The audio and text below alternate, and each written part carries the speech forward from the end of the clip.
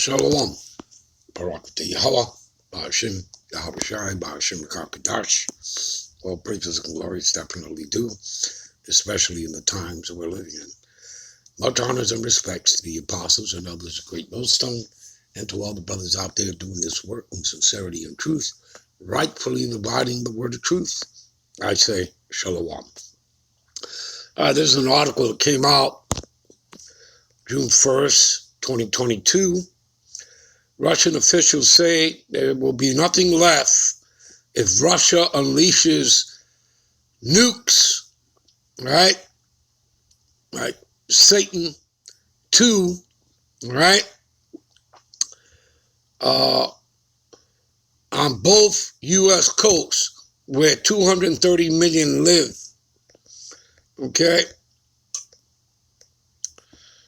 And Russian official on state of TV made enormous threat to U.S. when he claimed that 4 nuclear weapons could take out the entirety of both coasts, and that would be 4 Satan 2 ICBM missiles, all right? From the East Coast, from Florida to Maine, has a population of 188 million, more than half of the U.S. The West Coast has a population of 54 million. Alexei Zurlev, a member of the Russian parliament, said there would be nothing left of the coast if Russia uses its nuclear weapon.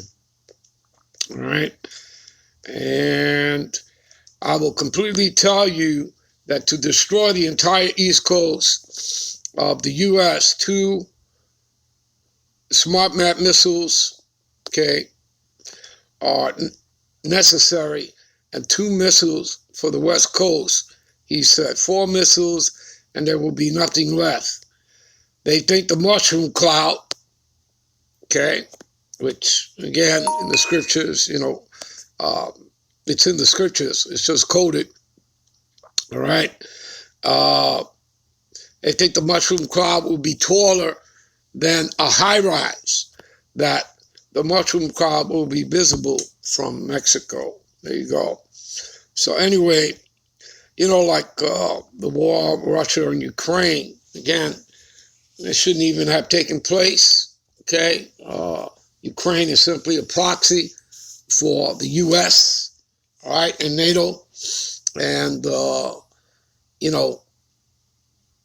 they broke the treaty, the Minsk Treaty of 2014, 2015, where Ukraine just could have been neutral, and there wouldn't have been no invasion, all right? So, as you understand, though, they're just puppets, all right? This is America's show, all right? As usual, in the wings, all right? Anyway, it's all going to backfire on them. According to prophecy, Ezekiel chapter 38, the Lord, has put, the hooks back into the jaws of Gog and Magog, also known as the Medes. And Gog and Magog is the land that Russia resides in, so it's talking about Russia. All right, has put the hooks back into the jaws of them, bringing them back to the old Soviet Union, mentality. All right, and they have a role to play in this coming Third World War of Armageddon. All right, and they won't be alone because they're not the only ones with ICBM capability. So we're going to hit the scriptures. So let's get started. We're going to start in Jeremiah. All right, give me a minute. All right, this is Jeremiah 49:7. Concerning Edom, all right, Esau is Edom. Genesis, chapter 36 gives you the genealogy of the Edomites, the white man. All right. Concerning Edom, thus saith the Lord Yahweh of hosts meaning armies, all right? Is wisdom no more in Teman? Teman meaning the German branch of the Edomites. His counsel perished from the prudent, prudent meaning wise, is their wisdom vanished. Verse 8, flee ye, turn back, dwell deep, O inhabitants of Dedan, for I will bring the calamity of Esau, all right, of Esau, Edom, upon him the time that I will visit him. Is not the Lord visiting the earth? Yeah, and he's only been toying with Esau so far, and he will continue to toy with him till he brings the ultimate plague of, that thermonuclear fire, the ICBMs, all right? Now, we're going to go into the blue letter because I'm going to look this word up, calamity, for you to give you more understanding. For I will bring the calamity of Esau upon him the time that I will visit him, all right? And it's the Lord is visiting the earth, all right? He's bringing judgment, all right? That's what's happening. Give me a minute. All right, here we are in the blue letter, Jeremiah 49:8. I want to look up the word calamity for you, all right?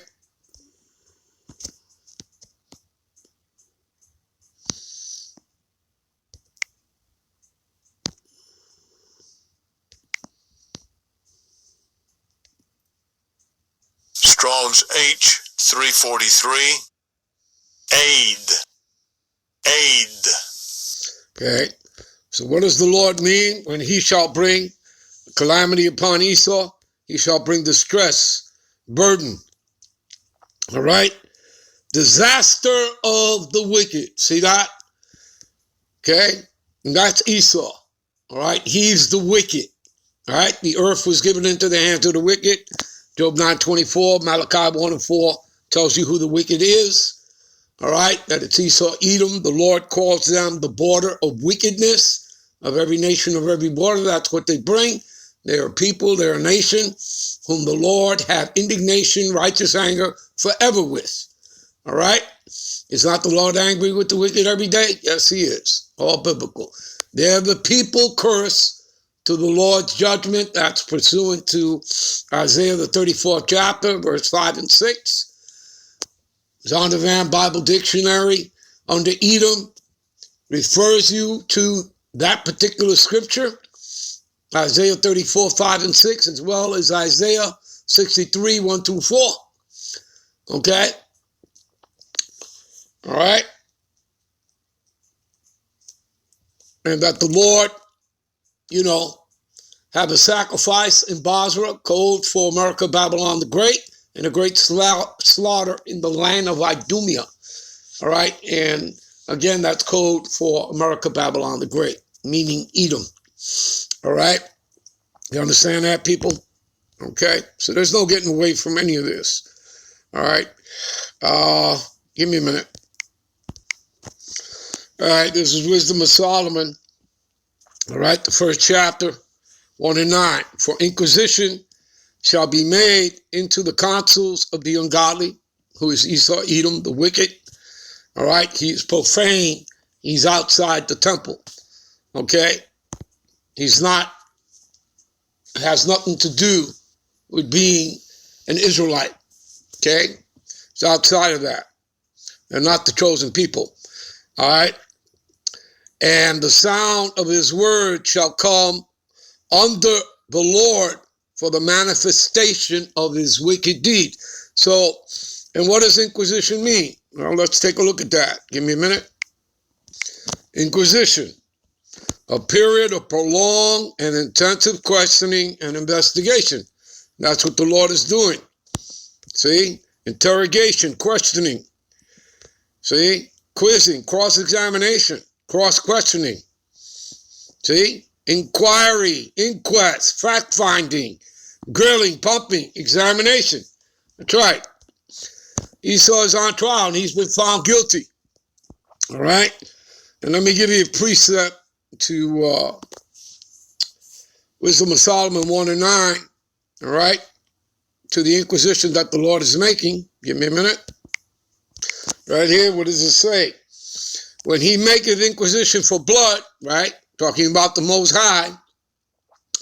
All right? He remembereth them. Remembereth who? He forgetteth not the cry of the humble. All right? Give me a minute. All right, here we are in the blue letter because I want to go to the word humble. All right?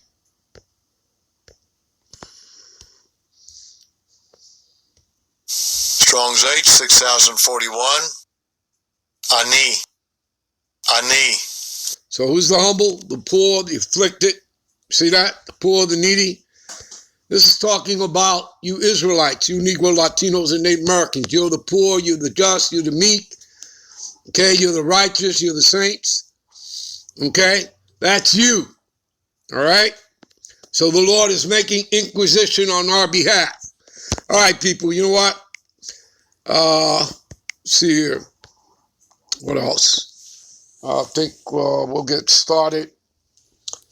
Go back to Jeremiah. All right? And we'll get started there when we come back with part 2. But let's go over there. Give me a minute. All right. You know what? We're going to end this here. And we'll pick this up in part 2. All right. And by the way, that's true. I didn't give you a title for this. I'm going to title this, Behold, the Third Woe Cometh Quickly. All right. And that's based on Revelations 11:14. All right. The first and second woe, meaning World War I, World War II are past. And the Third World War cometh quickly. All right. Because that's what that's talking about. All right. So we'll end it here. We'll be right back with part 2. Behold, the third woe cometh quickly. Shalom.